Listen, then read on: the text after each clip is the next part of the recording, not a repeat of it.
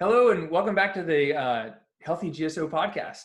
I'm your host, Dr. LeBauer, and today my special guest is John Dewey. And John is also a physical therapist. He's also an athletic trainer, and he's the owner of Fleet Feet here in Greensboro. He's also a runner and a friend, and we've had known each other for quite some time, and we've had some great conversations. And I want to bring him and his knowledge about running and activity and everything like that to the show so that you can learn a little bit more about him and how to stay fit and active. So John, thank you so much for being here. I really appreciate you spending time with us.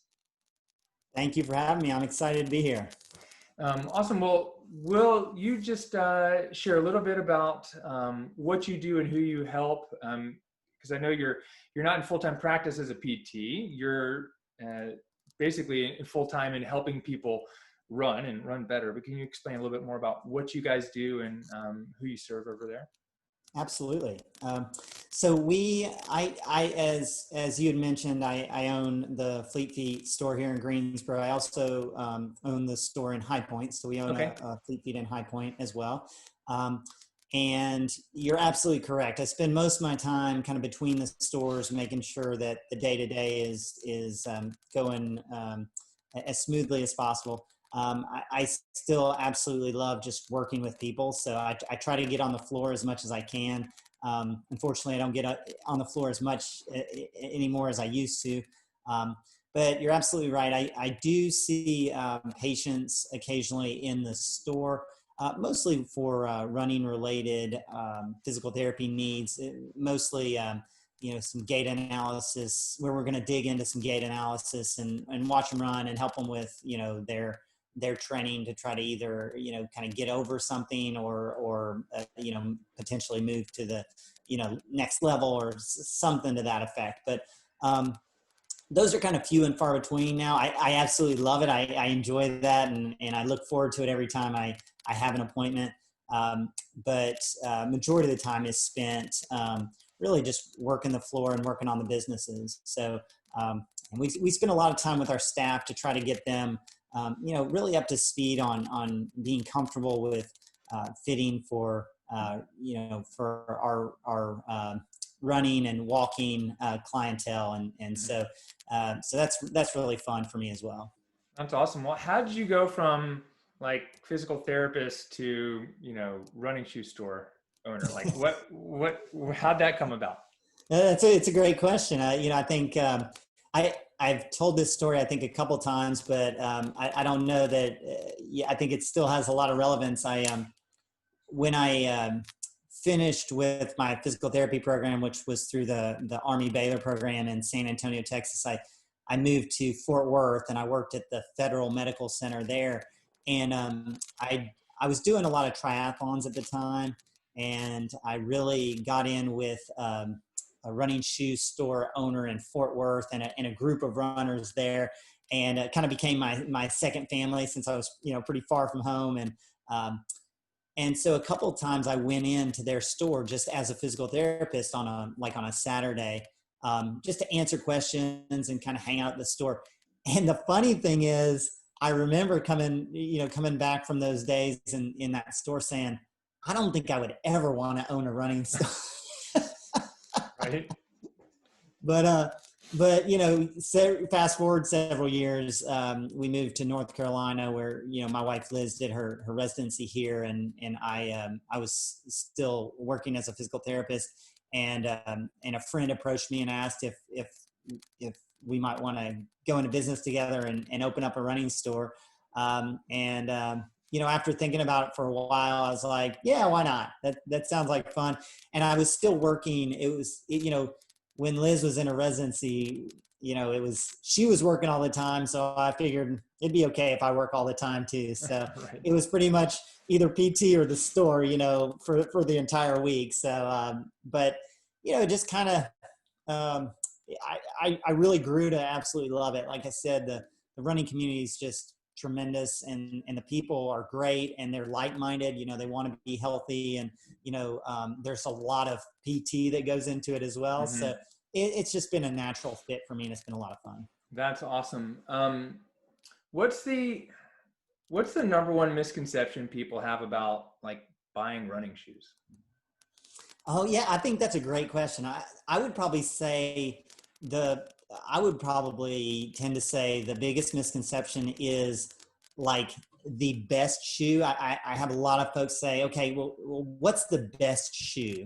And that's why I think it's so fun. It's kind of I would almost compare it to like what is the best exercise for back pain, right? Like we have to really dig in and find out what's going on and find out a little bit more about your history and find a little bit more about your gait and a little more about what you like and what feels good to you.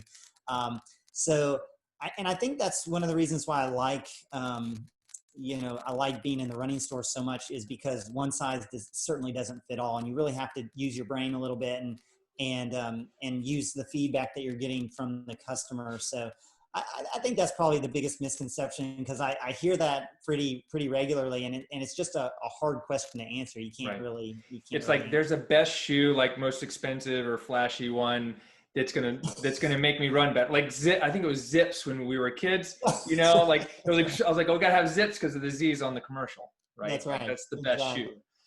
Exactly.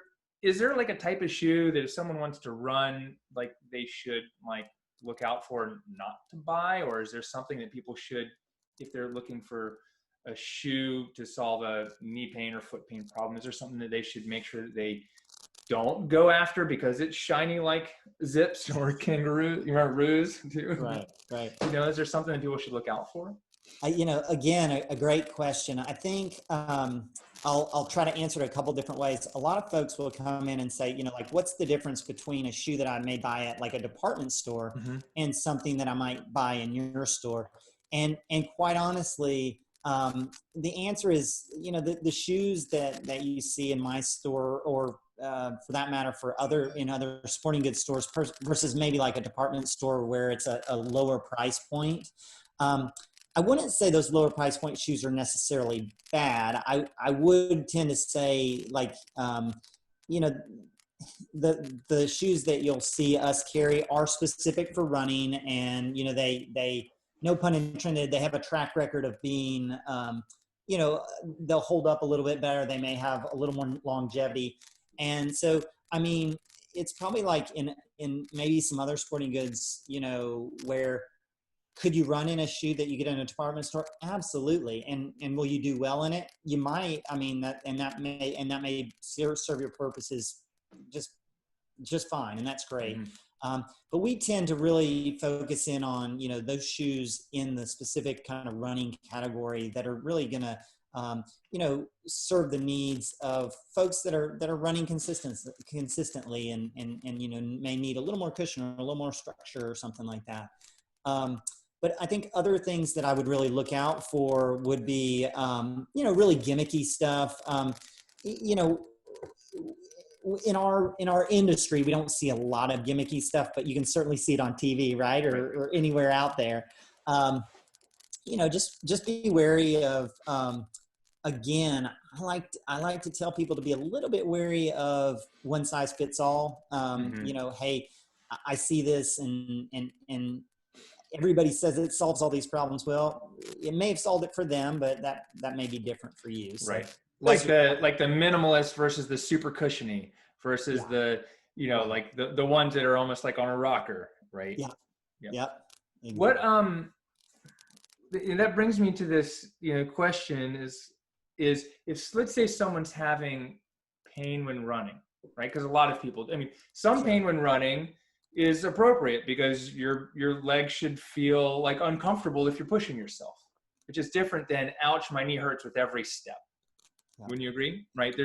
So pain is somewhat subjective, and I talk about it a lot on my blog and, our YouTube channel. But with running, like if like, ouch, my knee hurts after a mile with every step. Okay. There's a problem.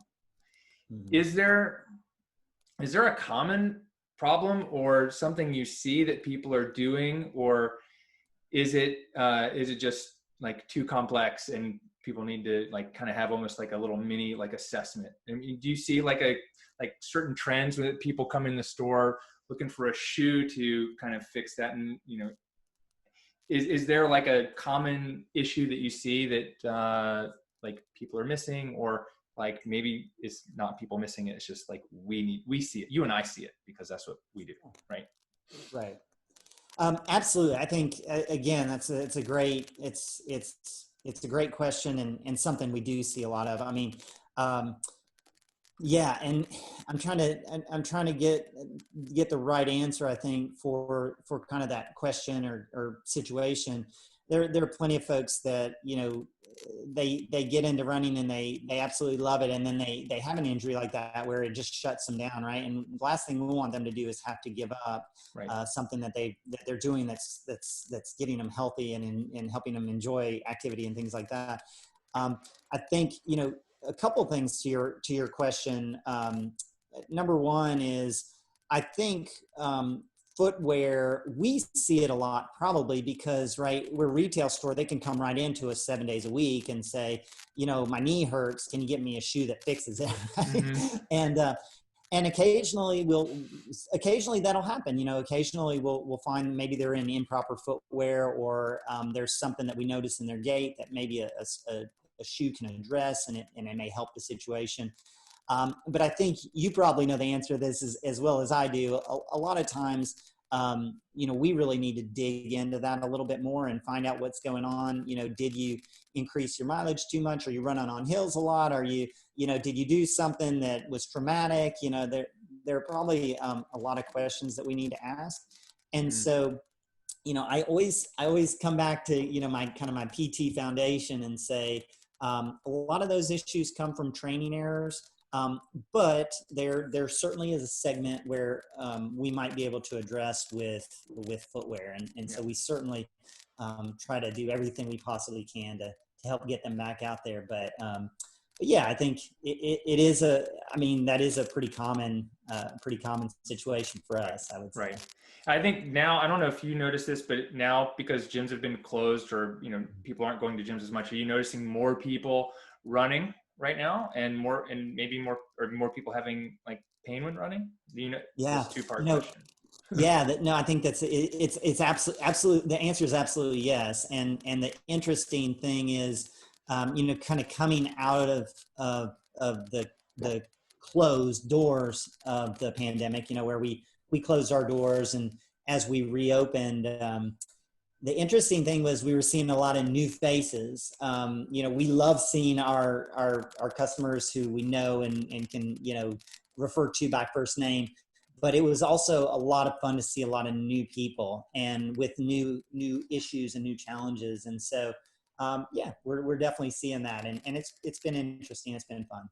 That's awesome. If someone's listening to this, let's say they don't live anywhere close to Greensboro. Maybe they found this through Google search or YouTube, or, they just have no access to coming and see us, but yet they're struggling with their running. What are one or two things that they should look at to see, like, should they change easily? And, maybe you can just list off your top, 3 to 5 things that someone should like look at when their body hurts when they're running, Yeah, absolutely. I think, again, I kind of go back to my, some of the principles that you and I know from the physical therapy world. And I'd say, the first thing that I would certainly recommend is, start gradually, start gradually. We really, and to kind of reiterate what I said earlier, I don't want somebody starting and then having to stop all of a sudden because, and they're enjoying it or it's working and then they have to stop. So, gradual progression is always a good idea. We typically use the 10% rule. You never increase your mileage over the course of a week by any more than 10% versus the previous week. Some of the advanced runners can get away with that, but I mean, for most of us common folks, it's a pretty good rule of thumb. Some of the other things, I'll just list a couple other things. If you can find somebody to run with, running can be a very I guess, solo sport. And if that's what you like, that's wonderful too. Like when I run, my mind's going, that's when I think, and that's really good. But I also like to run, with friends from time to time. And those runs go like that, because you're talking, you're kind of distracted, and before you know it, your 5 miles are done. So I think finding, if you are a social person, or if you enjoy, social interaction, I think running with a friend is a great idea.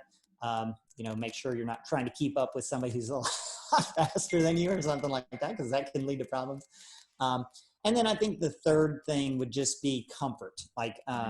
I try to mix in, as much science as I can with what we're doing. And I think the science still kind of comes back when you're talking about running footwear, is to get the most comfortable thing on your foot. And if it's comfortable, then you really aren't thinking about, how bad your feet hurt, and you're just worried about, the scenery or enjoying where you are and things like that. Right. So those are probably the 3 biggies. That's awesome. I really resonate with that. It's, people ask, well, Dr. LeBauer, is this the right shoe? I was like, does it feel good?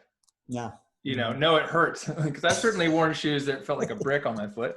Oh, it feels good. Oh, great. Okay. And then I do think, from what I see, number one thing is people go out and they're like, well, I used to go run 20 miles when I was, 18. And they haven't run in, months or years. And they're like, go try to go do half of it. Like, oh, I feel horrible, terrible. I'm like, well, when's the last time you ran a mile? I'm like, years. Okay. So it's like that, go gradually into it. And I think our brains know what we used to be capable of, but our bodies aren't always ready for that. Yeah, I would agree totally with that. John, what kind of impact has running made in your life? Oh my goodness. That's a wonderful question. I think, sorry, I'm trying to think through the stages of my life. I grew up as a tennis player and a swimmer, and I always enjoyed running, and I always was pretty naturally decent at running. I wouldn't say, I was top level or anything like that, but I think running has provided so many different things. And as I mentioned, as I think through the different phases of my life, as I got through collegiate athletics, running kind of gave me a natural source of activity and exercise that I could just kind of fall into after this, kind of stressful, when you're a collegiate athlete, it's really a job, and running kind of gave me exercise, but comfortable exercise that was fun, and, kind of another side of that. And then from there, kind of took me down a whole nother route of endurance athletics that I didn't have when I was, growing up, which was really nice. And then from there, I think relationships, like I was mentioning earlier in Fort Worth, I had a second family basically through running. And then when we moved to North Carolina and I opened the store, I have so many wonderful friends and acquaintances through running. Like, I think about that all the time. Like, wow, I mean, how many folks have I met through owning a running store? And they're all just tremendous people. I mean, just great people. So yeah. That's awesome. Well, you're very humble with I was never really that good at running. I mean, I did the 4 mile race downtown when they opened the park, and you smoked me and the age category, and I'd been actually training. So, you actually can run. But the funny thing is I'll share this with you. I was running for, I used to race bikes at the top level of the sport. We didn't have, I raced in college, but it wasn't collegiate because they didn't really have that. But, I've got burnt out of it a little bit. But then I started running. My brother was like, you should start running. It takes less time. And I ran 8 miles and I was like, dude, where's my runner's high? Like, I didn't get it. Like, I feel cheated, and I worked it up to it slowly over the course of a year and a half, and learn how to, run like skit drills and skills. And I was like, man, where to go? I can get on a bike and I feel like I fit on a bike, my brain goes, and it's like, I can just ride for hours. Did you ever, I wanted to share that with you because I don't think we've talked about that, but did you ever get to a point in your life where you haven't run for periods of time or kind of got burnt out of it and had gone and done other things? Yeah, that's a good question. I don't think that probably since I've done a lot of triathlon and running, I don't think I've gone significantly long periods of time without running. And quite honestly, I feel like I'm missing something. I think when I do, like if I'm, sick or stuck somewhere and I just don't get it in. Um, Again, it's probably that exercise for others. I mean, everybody's got their exercise that makes them feel good. Right. And, it's kind of they feel like they're missing something if they don't do it on a regular basis. I will say the days of me feeling like I need to do it every day are probably gone. And as long as I can get it in, a few times a week, I feel pretty comfortable. But I can't really imagine not doing it right now. It's, at least in some capacity, because it really just makes me feel so much better. Yeah, I think. that's awesome. And that's everything from mentally to physically, Right. Yeah. Like for me, I got to get on a bike for like 2 hours or 4 hours to get that feeling. And so I kind of get it from like a hard yoga class or maybe a CrossFit workout or a kettlebells, but it's not the same. It's still not the same. Even like running is not the same. But yeah, I mean, but that's awesome because running's so efficient with your time and body.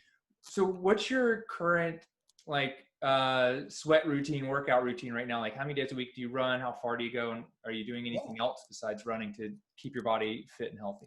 Yeah, great question. Really right now I run probably about, probably 4, maybe sometimes 5 days a week. Mm-hmm. I don't run high mileage. I may go out for, 4 to 6 miles. I may get a few more miles than that on a weekend on a little bit of a longer run day. Right. I'm not training for anything in particular. So, we have 3 kids, and I like trying to get them out there. My oldest, who's a sophomore in high school, we're home doing online, but he ran cross country last year, and so I've tried to kind of help maintain his fitness a little bit. Mm-hmm. And he's as fast as me, so I like to go out and just run some miles with him. And then my little guy, who's a 5th grader, we like to go out and just get him some miles as well. So I'll take what I can get, but I don't really have any big races or anything that I'm training for right now. The last one I did was New York City Marathon, and as I was training pretty hardcore for that, I kind of had some issues where I don't know that I've shared this with a lot of people, but I have like a really low resting heart rate, and sometimes when I get sick or when I get up too quickly, or if I'm running and I stop at like a stoplight, sometimes I'll pass out just because I think because of the blood flow, it can't get to my brain. And so that was we had a couple little instances with that while training for the New York City Marathon. So after that, I've just kind of, it's okay to just get in, 4 or 5 runs a week. That's good enough, Yeah. Oh, I had something very similar. I mean, like my lowest heart rate was like 35 beats per minute. Mm-hmm. And I was actually in the hospital for an irregular heart rate when I was racing, and they came and woke me up, and I'm like, what? And you're like, your heart rate went below 50. I'm like my heart rate's been like in the low, I mean, not even trained. It's like 52 to 80, I'll work out really hard and it comes right back down to 60. Yeah. I don't think people are used to seeing that, but yes, I mean, I've so thank you for sharing that, because I've been there, where it's like, you're like, I'm doing something so good for my body, and yet my body isn't wanting to respond. Right. Isn't that crazy?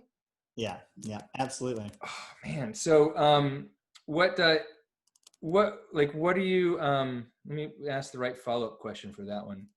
What was the number one thing you learned from that? Just like that you don't need to do a marathon anymore, or was there something else you learned from those experiences? Because that's really powerful. Yeah, I think probably, it just puts things in perspective. Anytime you have something that's scary, it puts things into perspective. I have a wonderful family that I need to make sure that I'm around for, Right. So me trying to get a PR at a marathon that's not the priority. I think it just puts things into perspective, puts your priorities into perspective, and it's okay to go out and enjoy your running without having to get a PR every time you go. Right. I guess maybe that's probably. Look at the trees every once in a while. That's right. What's the, I'm going to ask you one more question. And what's the weirdest thing you've ever found on the side of the road running?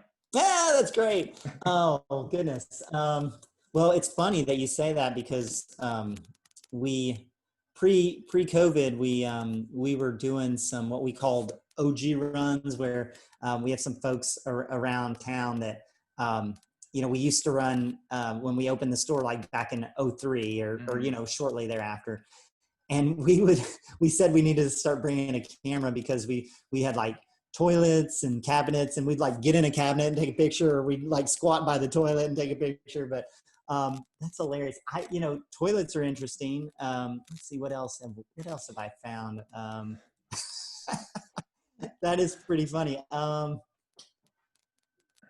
don't know. I'm gonna have to think hard on that. But that seeing toilets at the side of the road is always something like, oh, there's a toilet. I found a Mr. Bill in the middle of an intersection. Say that again. Mr. Bill, Mr. Bill, the claymation. It was like, oh no! I found a Mr. Bill in the middle of an intersection. He had been run over by a car. That's so funny because I was just watching some old Saturday Night Live clips the other day, and Mr. Bill was on there. That's hilarious. Yeah, that's great. If someone's interested in connecting with you guys at the store, are you guys doing any run groups currently because of the pandemic, or how are you guys even doing the store thing, and how would someone get in touch with you guys? Yeah, we're currently doing our training programs, but we're doing them virtually. Mm-hmm.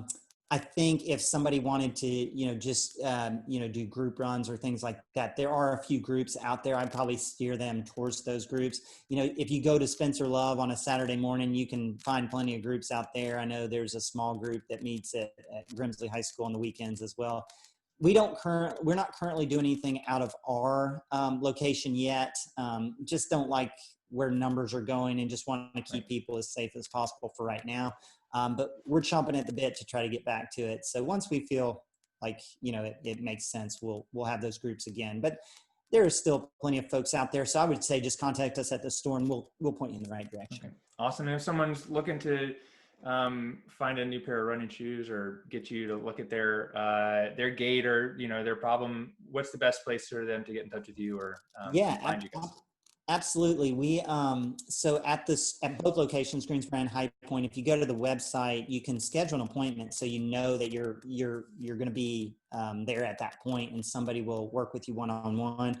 If you wanted to work with me specifically, just let them know. Just reach out to the store, and they can give you my contact information. You're welcome to email me. John@fleetfeetgreensboro.com is easy. Okay. But right now, we're still taking walk-ins too. Mm-hmm. But when we kind of came back and opened back up, we wanted to make sure that people knew if they wanted to work with us individually and wanted, a really safe atmosphere that we're going to, make sure that you're in a spot. We're going to work with you one-on-one. We're going to social distance and make sure that we keep the numbers in the store down so that you feel safe. That's ultimately, we just want to be safe and keep the store open. Yeah, no, I 100% agree with you. So is there a website? Is it fleetfeetgreensboro.com? It is, yes. Right. And it's the highpoint.com. Fleetfeethighpoint.com and fleetfeetgreensboro.com. And if you guys are listening, go Google Fleet Feet Greensboro, but I'll also put the links in the show notes. Awesome. John, is there a question I didn't ask you or anything else you think would be helpful for our listeners? The only thing that I would say is we've got some kind of new technology that's kind of fun.